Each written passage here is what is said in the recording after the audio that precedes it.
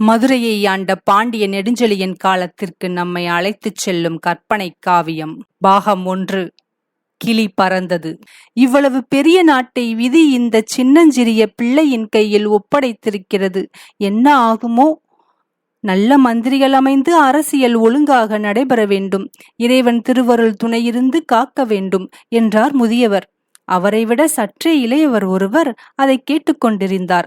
ஆண்டில் இளையவன் என்று எண்ணி அஞ்ச வேண்டியதில்லை. சிங்கக்குட்டி என்றால் வீரம் இராதா? பாண்டிய மரபில் தோன்றிய யாரும் கோழையானதில்லை. மதுரை மாநகரம் என்று தோன்றியதோ அன்று முதல் திருமகளின் அரசிருக்கையாக திகழ்கிறது. பாண்டிய மன்னர்களும் குலப்பெருமை வீண் போகாமல் கோலோச்சி வருகிறார்கள் என்றார். பரம்பரை பெரியதுதான், ஆனால் அது ஒன்றே போதுமா? வித்து நல்லதாகவும் உரமுடையதாகவும் இருந்தாலும் நிலமும் நீரும் பொருந்தினால்தான் நன்கு விளையும். அரசர்கள் சிறப்பதும் தாழ்வதும் பெரும்பாலும் உடனிருக்கும் அமைச்சர்களை பொறுத்து நிற்கும். இளைஞனாகிய மன்னவனுக்கு நல்லவர்கள் கெட்டவர்கள் என்று தெரிந்து நாடுவதற்கு அனுபவம் ஏது? புதிய அமைச்சர்கள் சிலரே வருவார்கள். நாட்டின் நன்மையையே கருத்திற்கொண்டு அரசனுக்கு உறுதுணையாக நின்ற பழைய அமைச்சர்கள் இருக்கிறார்களே, அவர்கள் இதுகாரும் நடந்தபடியே அரசியலை ஒழுங்காக நடத்த வழிவகுப்பார்கள் அல்லவா? எல்லாம் போக போக தெரியும். நாம் நல்லதையே நினைப்போம், ஆண்டவனை வேண்டுவோம், அரசனை வாழ்த்துவோம். மதுரை மாநகரில் ஒரு வீட்டில் இப்படி 2 பேர் பேசிக்கொண்டார்கள். அதுகாரும் மதுரையை ஆண்டிருந்த பாண்டியன் உயிர் நீத்தான். அவனுடைய ஒரே மகனாகிய நெடுஞ்செழியன் அரசு கட்டில் ஏறினான். அப்போது அவன் இளம்பிள்ளையாக இருந்தான். கை குழந்தையாக இருந்தாலும் அவனுக்கே அரசுரிமை செல்வது மரபாதலால் அமைச்சரும் சான்றோரும் அவனுக்கு முடிசூட்டினார்கள். முடிசூட்டு விழா மிக சிறப்பாகவே நடைபெற்றது. பாண்டியர் குலத்தில் வரும் மன்னர்களுக்கு இயற்கையாகவே சில பண்புகள் இருக்கும். நுட்பமான அறிவும் வீரமும் தமிழ் காதலும் அவர்கள் குருதியிலே ஊறியவை. இந்த இளைய அரசனிடமும் அவை இருப்பதாகவே புலப்பட்டன. எப்படியும் சில ஆண்டுகள் அரசாட்சி செய்த அனுபவம் பெற்றுவிட்டால் பிறகு யாதோர் இடையூறும் இன்றைய அரசியற் கட்டமைகளை செவ்வனை ஆற்றும் திறமை பெற்று விடுவான். இந்த நம்பிக்கை அமைச்சர்களுக்கு இருந்தது. அரசுக்கு கேடு வர வேண்டுமென்றால் 2 வகையாக வரும். ஒன்று அகப்பகையால் வரும், மற்றொன்று புறப்பகையால் வரும். அரசன் திறமையற்றவனாக, குடிமக்களுடைய நலம் கருதாதவனாக, தன்னுடைய இன்பம் ஒன்றனையே எண்ணுபவனாக இருந்தால் அகப்பகை தோன்றும். நாட்டிற்குள் பல கட்சிகள் உண்டாகும். அமைச்சரும் பிறரும் மனம் வேறுபட்டு சூழ்ச்சி செய்வார்கள். இதுவே அகப்பகையின் வளர்ச்சி. பிற நாட்டவர்கள் அரசனிடம் பொறாமை கொண்டாலும், அவனுடைய நாட்டிலுள்ள வளத்துக்கு ஆசைப்பட்டாலும், பழம்பகை இருந்தாலும், படைவன்மை இல்லாதவன் என்று உணர்ந்தாலும் போர் செய்து நாட்டை கைப்பற்ற எண்ணுவார்கள். புறப்பகை மூளும். இந்த 2 வகையிலும் அகப்பகை உண்டாக இப்போதைக்கு வழியில்லை. அமைச்சரும் படைத்தலைவரும் சான்றோரும் பாண்டிய மரபினை பாராட்டி பெருமதிப்பு வைத்து போற்றுகிறவர்கள். ஒரு பாவையை சிங்காதனத்தில் வைத்தாலும் அரசனை மதித்து ஒழுகுகிறவர்கள். அவர்களால் தீங்கு வர இடமில்லை. ஒரு கால் சொன்னதை கேளாமல் அரசன் தான் போகிற போக்கிலே போய் மற்றவர்களை புறக்கணிப்பானால் பல காலமாக இருந்த அரசியல் தேரை இழுக்க உதவும் சான்றோர்களுக்கு மனதில் சற்றே வெறுப்பு தோன்றலாம். ஆனாலும் அவர்கள் கைவிட மாட்டார்கள். ஒரு விதத்தில் அரசன் இளைஞனாக இருப்பது நன்மைதான். நல்ல வகையில் அவனுக்கு அறிவுரை கூறி கோலோச்சும்படி செய்யலாம். மனிதன் வளர வளர ஆசையும் பாசமும் வளர்கின்றன. இளம் பருவத்தில் அவன் உள்ளத்தில் அத்தனை மாசு இருப்பதில்லை. ஆதலால்தான் இளமையில் கல்வி கற்கும் நல்ல வழக்கத்தை வைத்திருக்கிறார்கள். இந்த அரசனுக்கும் இப்போதிருந்தே நல்ல பழக்கங்கள் வந்துவிட்டால் பின்னால் மாறமாட்டான். மற்றவர்களுடைய துணையின்றியே திறமையோடு அரசாட்சியை நடத்துவான். இவ்வாறெல்லாம் எண்ணிய அமைச்சரும் பிறரும் மிக்க மகிழ்ச்சியோடு நெடுஞ்செழியனுக்கு முடிசூட்டி அரசனாக்கி அவனை வணங்கினார்கள். நேற்று வரையில் அரண்மனையில் ஓடியாடி திரிந்த இளம்பிள்ளை இன்று அரசனாகிவிட்டான். நேற்று வரையில் சிட்டுக்குருவி போல ஒரு கவலையும் இல்லாமல் பறந்து திரிந்தவனுக்கு இன்று தலையின் மேல் பாண்டிய குலத்துக்குரிய முடி ஏறியவுடன் கவலைகளும் ஏறிவிட்டன. அரச பதவி என்றால் எளிதா? அரசன் எப்படி இருக்கிறான் என்று கேட்டால் அமைச்சரின் மனைவி. தம் அரசன் நன்றாக இருக்க வேண்டும், திறமையாக ஆட்சி புரிய வேண்டும் என்ற கவலை நாட்டில் உள்ள குடிமக்கள் அனைவருடைய உள்ளத்திலும் இருந்தது. பொறுப்புள்ள அமைச்சருடைய மனைவிக்கு அந்த கவலை இருப்பது வியப்பு அல்லவே. பாண்டிய குலத்தின் பெருமையை நாளுக்கு நாள் உணர்ந்து பாராட்டுகிறேன் என்றார் அமைச்சர். பழையவர்கள் முன்பு இறந்த பாண்டியர்களின் பெருமையா, இப்போதுள்ள இளைஞனின் பெருமையா? அது வேறு இது வேறா? கங்கையாற்று நீரைப் போல இரண்டும் ஒன்றோடு ஒன்று தொடர்புடையதுதானே. இடையராது வருவது பாண்டிய பரம்பரை. அதனுடைய பெருமையையும் நீரோட்டம் போல, கங்கையாற்றின் நீரோட்டம் போல கோடை என்று குறையாமல் தடையின்றி வருவது. இந்த உண்மையை இப்போது நன்றாக உணர்கிறேன். அரசன் பெரியவர்கள் சொல்வதை கேட்கிறானா? மனத்தில் வாங்கிக் கொள்கிறானா? அவன் சொல்வதை நாங்களும் வாங்கிக் கொள்கிறோம். நீங்கள் சொல்வது எனக்கு விளங்கவில்லை. இத்தனை சிறிய பிராயத்தில் அறிவும் பெருந்தன்மையும் எவ்வளவு முழுமையாக அமைந்திருக்கின்றன. மற்ற பூச்செடிகளில் இலை நன்றாக தலைத்து அரும்பு விட்டு மலர்ந்து மணக்கும். ஆனால் மருவோ 2 இலை விடும் போதே மணக்கிறது. இந்த பாண்டியனும் அப்படித்தான் இருக்கிறான். அறிவும் அடக்கமும் பெருமையும் சால்பும் இவனுடன் கருவிலே உண்டாகி இருக்கின்றன. அமைச்சர்கள் யாவருக்கும் மகிழ்ச்சிதானே. உருவத்தை கண்டு நாம் எதையும் மதிப்பிடக்கூடாது என்பதை பலர் தெரிந்து கொண்டார்கள். அரசன் பிராயத்தில் சிறியவனாக இருந்தாலும் அறிவால் பெரியவனாக இருக்கிறான். யார் எது சொன்னாலும் பதற்றம் இல்லாமல் கேட்கிறான், அமைதியாக ஆராய்கிறான், தன்னுடைய கருத்தையும் துணிவாக எடுத்துச் சொல்கிறான். அப்படி சொல்வதில் துணிவும் இருக்கிறது, பணிவும் இருக்கிறது. சில சமயங்களில் அவன் எழுப்பும் ஐயங்களுக்கு எங்களாலே விடை கூற முடியவில்லை. அறிவில் சிறந்த பாண்டிய குலம் வாழட்டும், புறப்பகைஞர் வாராமல் இருக்கட்டும் என்று அமைச்சர் மனைவி வாழ்த்தினாள். அமைச்சர்கள் தமக்குள் கூடி கூடி பேசிக்கொண்டார்கள். அவர்கள் முகத்தில் கவலை தேங்கியிருந்தது. ஏதோ ஒரு செய்தியை அரசனுக்கு அறிவிக்க முடியாமல் மயங்குவதாக தெரிந்தது. ஒருவர், நாம் எப்போதும் பாதுகாப்பாக இருக்க வேண்டும்.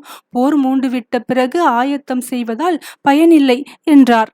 அப்போது இப்போதுதான் அரசு கட்டில் ஏறினான். விளையாட்டை விட்டு அரசியலில் புகுந்தான். அதற்குள் போர் என்றால் அவன் உள்ளம் அஞ்சாதா என்று கேட்டார் மற்றோர் அமைச்சர்.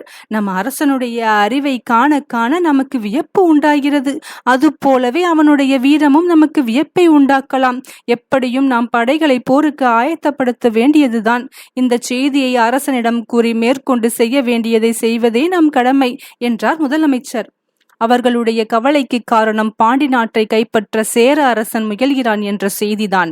ஒற்றர்களின் வாயிலாக இது அமைச்சர்களுக்கு தெரிய வந்தது. பாண்டி நாட்டில் எல்லா வளங்களும் உண்டு. 5 வகையான நிலங்களும் இருக்கின்றன. பல காலமாக பெருமன்னர்களின் பாதுகாப்பில் இருந்தமையால் நாளுக்கு நாள் வளம் பெருகி வந்தது. பிற நாட்டரசர்கள் பாண்டியனோடு போர் செய்ய அஞ்சினார்கள். பாண்டி நாட்டை போல தம் நாட்டில் வளம் சுரக்க வேண்டும் என்றும் பாண்டியனைப் போல தாமும் புகழ் பெற வேண்டும் என்றும் அவர்கள் ஆசைப்பட்டார்கள். வெறும் ஆசை இருந்தால் போதுமா? அதற்கு ஏற்ற ஆற்றல் வேண்டாமா? அக்காலத்தில் சேர நாட்டில் அரசனாக இருந்தவன் யானைகட்சை மாந்தரஞ்சேரல் இரும்பொறை என்பவன். அவன் கொடையிலே சிறந்தவன், புலவர்களை பாதுகாப்பவன், நல்ல பண்புகளை உடையவன். ஆயினும் நிலத்தின் இயல்பு நீரை மாற்றுவது போல அவனுடைய அமைச்சர்களில் சிலர் அவனுக்கு தீய எண்ணத்தை உண்டாக்கினார்கள். மன்னனாக பிறந்தாலே மண்ணாசை பற்றி கொள்ளும். அமைச்சர்களுடைய தூண்டுதலும் சேர்ந்தால் அது பெருகி தீயாக மூண்டுவிடும். மாந்தரஞ்சேரல் இரும்பொறையை சில அமைச்சர்கள் நெருங்கி பேசினார்கள். பாண்டி நாட்டில் இப்போது ஒரு குழந்தை அரசாளுகிறது. பால்மணம் மாறா பாலகனை அரசனாக பெற்ற பாண்டிய மக்கள் எப்படித்தான் வாழப் போகிறார்களோ என்று பேச்சை தொடங்கினர். இதுவரையில் வாழ்ந்தது போலத்தான் வாழ்வார்கள் என்றான் சேரன். அப்படி சொல்வதற்கில்லை.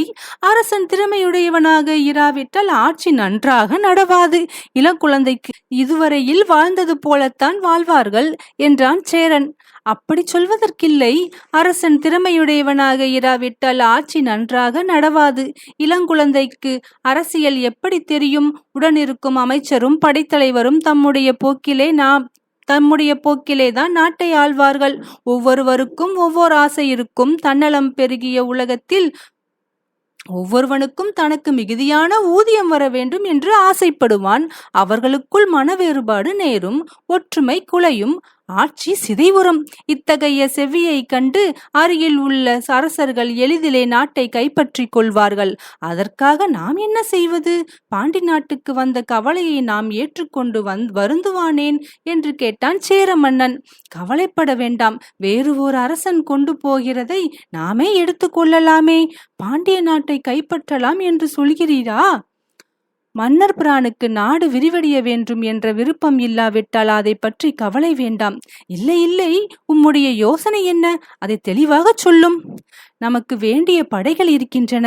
பலகாலம் போர் செய்யாமல் வீரர்கள் தோல் தினவெடுத்து கிடக்கிறார்கள். பாண்டி நாட்டு அரசனோ குழந்தை. இப்போது நாம் மதுரையை முற்றுகையிட்டால் எளிதில் கைப்பற்றலாம். இத்தகைய சந்தர்ப்பம் என்றும் இருந்ததில்லை, இனியும் நேராது.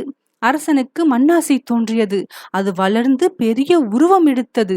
யானையின் கண்ணை போன்ற சிறிய கண்ணை உடையவனாததால் யானைக்கட்சே என்று அவனை வழங்கினார்கள். அவன் புறக்கண் சிறியதாக இருந்ததைப் போல அகக்கண்ணும் சிறியதாகிவிட்டது போலும். அமைச்சன் கூறியதை நம்பி ஆசையை வளர்த்தானேயன்றி தானே ஆய்ந்து பார்க்கவில்லை. படைகளை ஆயத்தம் செய்தான். புதிய படைகளையும் சேர்த்தான். பெரும் போராக மூளையிடம் இல்லை என்று அமைச்சர்கள் சொன்னார்கள். ஆதலால் பெரும் படை திரட்டவில்லை. சேரமான் படை திரட்டுகிறான், மதுரையை தாக்க வேண்டும் என்பது அவன் எண்ணம் என்ற செய்தியை ஆராய்ச்சியில் வல்ல ஒற்றர்கள் கொண்டு வந்தார்கள். இந்த செய்தியை முதலில் நெடுஞ்செழியனிடம் தெரிவிக்காமல் அமைச்சர்கள் தமக்குள்ளே கலந்து ஆராய்ந்தார்கள். கடைசியில் அரசனுக்கு தெரிவித்து தக்கபடி பாதுகாப்புக்குரியவற்றை செய்ய வேண்டும் என்று தீர்மானித்தார்கள். அரசனிடம் செய்தியை தெரிவித்த போது அவன் திடுக்கிடவில்லை. நல்ல சந்தர்ப்பம் வருகிறது. பாண்டிய வீரர்களின் வீரத்தையும் உங்களுடைய அறிவையும் என்னுடைய மனத்தின்மையையும் பயன்படுத்தி கொள்ள வாய்ப்பு கிடைத்திருக்கிறது. இருந்த இடத்தில் இருந்தபடியே இந்த பயிற்சி கிடைப்பது எனக்கு பெரிய ஊதியம் என்று அதை வரவேற்றான். சிங்கக்குட்டி என்று ஒருவர் சொன்னது எவ்வளவு பொருத்தம்! அரசன் இளையவன் என்ற ஒன்றை மாத்திரம் எண்ணி சேரன் முற்றுகையிட வருகிறான் என்பதை மதுரையில் உள்ளவர்கள் உணர்ந்து கொண்டார்கள். மற்றவர்களை அவன் மறந்துவிட்டான். மதுரை எப்போதும் மாற்றானுக்கு இடம் கொடாது என்பதை உணரப்போகிறான் என்று பேசிக்கொண்டார்கள்.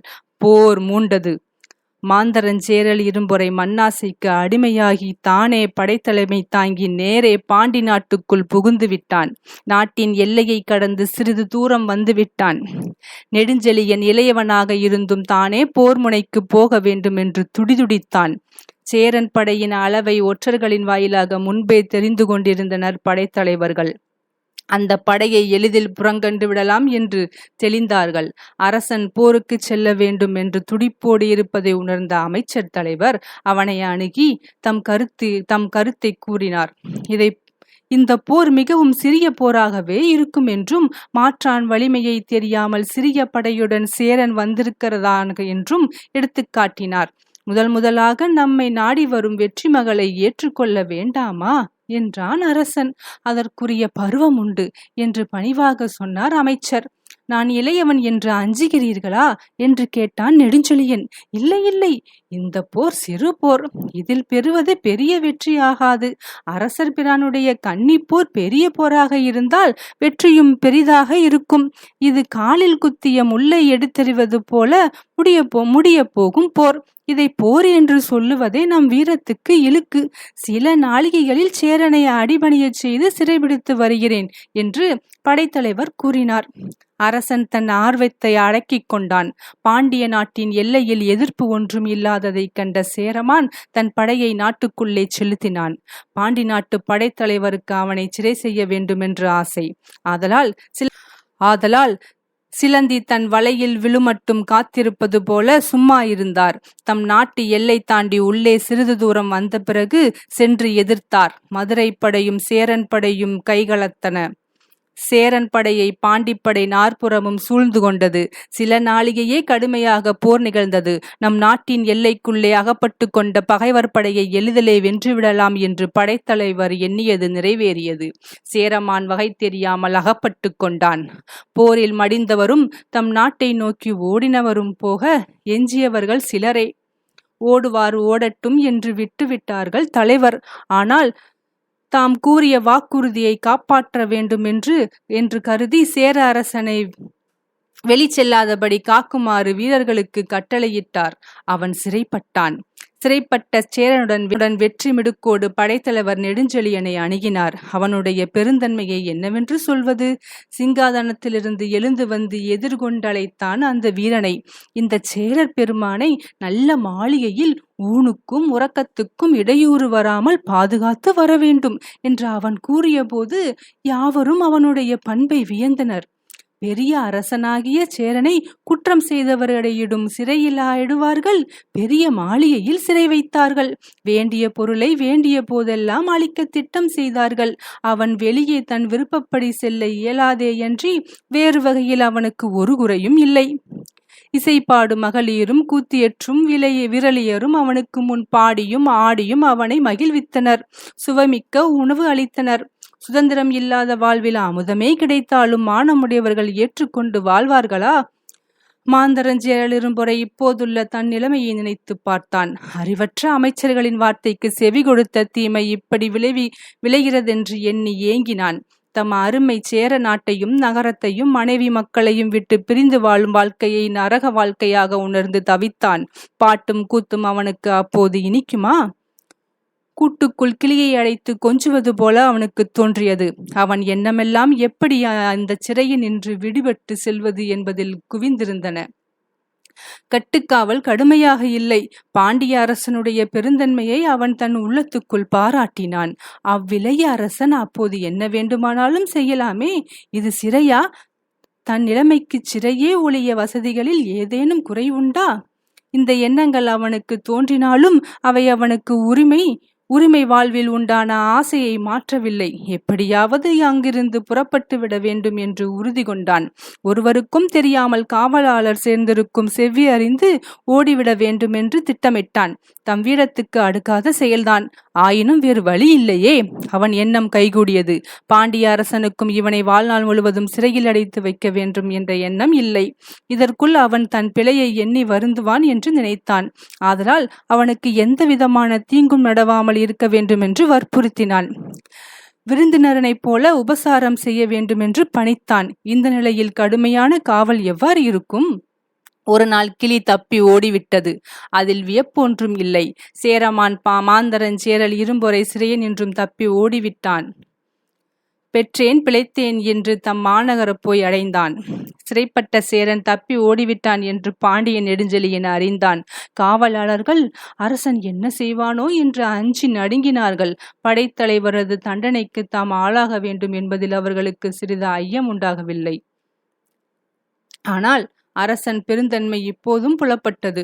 நாம் சேரனை விருந்தாளியாக வைத்து பாதுகாத்தோம். சிறைப்பட்டவன் என்ற எண்ணம் யாருக்கும் தோன்றாதபடி அவன் சுகமாக இருந்தான். காவலர்களுக்கே அவன் சிறைப்பட்டிருக்கிறான் என்ற நினைவு இல்லாமல் போயிருக்கும். அதனால் சோர்ந்து விட்டார்கள். குற்றமில்லை.